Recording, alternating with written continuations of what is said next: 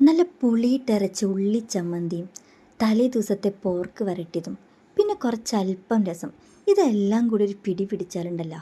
ആഹാ, അന്തസ്. അപ്പോൾ ഇന്ന് നമുക്കൊരു ഈസി പോർക്ക് വരട്ടൽ റെസിപ്പി ആയാലോ. ഇതിനായി ആദ്യം നമ്മൾ ചെയ്യേണ്ടത് ആയുധം അമ്മമാർക്ക് കൈമാറുക എന്നുള്ളതാണ്. അമ്മ ഉപ്പ്, മുളക് പൊടി, മഞ്ഞൾപ്പൊടി എല്ലാം ചേർത്ത് ഇറച്ചി നന്നായി ഇളക്കി കുക്കറിൽ വേവിക്കാൻ വെച്ചിട്ടുണ്ട്. നമുക്ക് പോർക്ക് വരട്ടാൻ വേണ്ടത് 10-15 ചെറിയ ഉള്ളി, ഒരു സവോള, ഇഞ്ചി, വെളുത്തുള്ളി, പച്ചമുളക് എന്നിവയാണ് കേട്ടോ. ഇനി ആസ് യൂഷ്വൽ എല്ലാവരും ചെയ്യുന്നത് പോലെ തന്നെ മുളക് പൊടി, മല്ലിപ്പൊടി, ഗരം മസാലപ്പൊടി എന്നിവ ചൂടാക്കി വേവിച്ച ഇറച്ചിയിൽ തേച്ച് പിടിപ്പിക്കുക എന്നുള്ളതാണ്. ഇതിലേക്ക് 2 നേന്ത്രക്കായയും കൂടി വേവിച്ചത് ചേർക്കുന്നുണ്ട്. ഈ പോർക്കിറച്ചിയിലൊക്കെ നല്ല നെയ്യ് ഉണ്ടായിരിക്കും. അപ്പോൾ ആ നെയ്യെല്ലാം ഈ കായയിലേക്ക് പിടിക്കാൻ വേണ്ടിയിട്ടാണ് ഇങ്ങനെ ചെയ്യുന്നത്. നമ്മളിവിടെ പോർക്ക് വരട്ടുമ്പോൾ സ്പെഷ്യലായിട്ട് ഓയിലൊന്നും ചേർക്കാറില്ല.